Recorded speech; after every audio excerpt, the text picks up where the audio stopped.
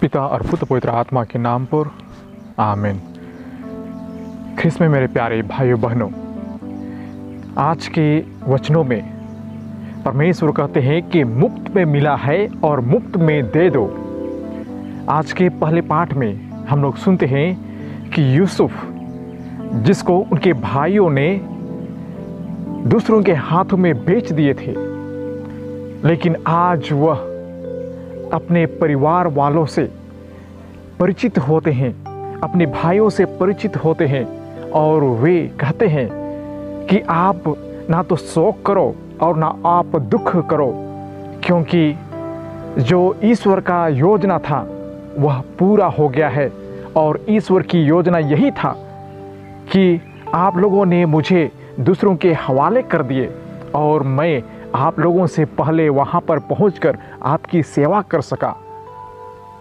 जैसे मैंने कल ही बताया था कि हमारे जीवन में कुछ भी होते हैं, हमारे अपने ही लोग हमें दुख और कष्ट पहुँचाते हैं, हमें दूसरों के हवाले कर देते हैं, लेकिन ईश्वर का योजना हमेशा अच्छाई के लिए ही होती है।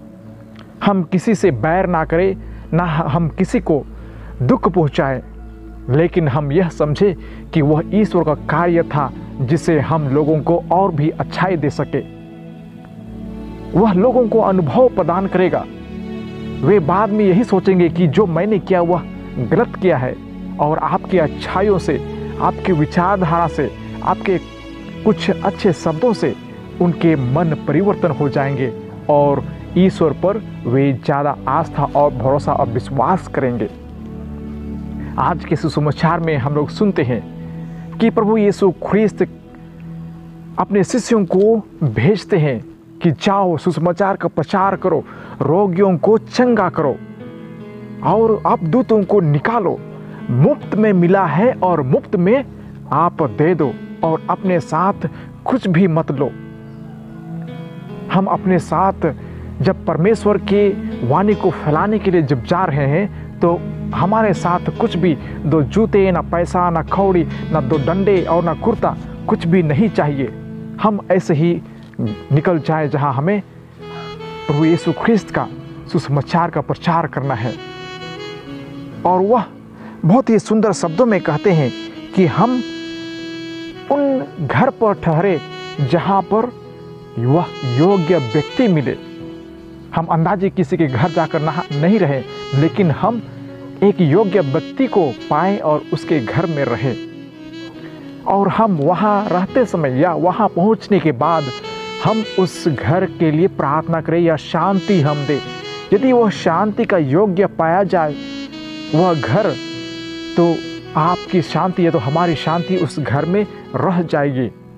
यदि वहाँ पर कोई भी व्यक्ति शांति की योग्य नहीं है तो वह हमारे पास वापस लौट आएगी। मैं उदाहरण के लिए आप लोगों को बताना चाहूँगा, हमारे पास एक आम है।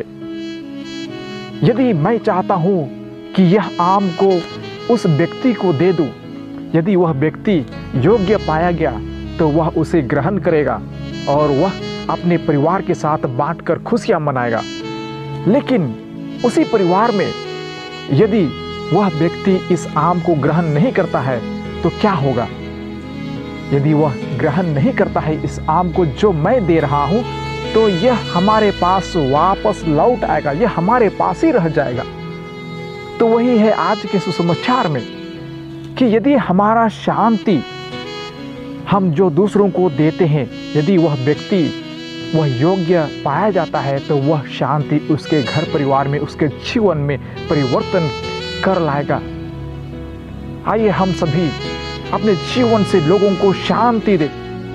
हम कभी दूसरों को दुख और ठेस और ना ही हम बदले की भावना रखें, जैसे यूसुफ ने अपने जीवन में रखा। वह कभी अपने भाइयों के प्रति क्रोध दिखाई और ना ही बदले की भावना दिखाई। वह कभी नहीं सोचा कि मैं आज अपने भाइयों को सबक सिखा के ही रहूँगा, कभी ऐसा नहीं सोचा।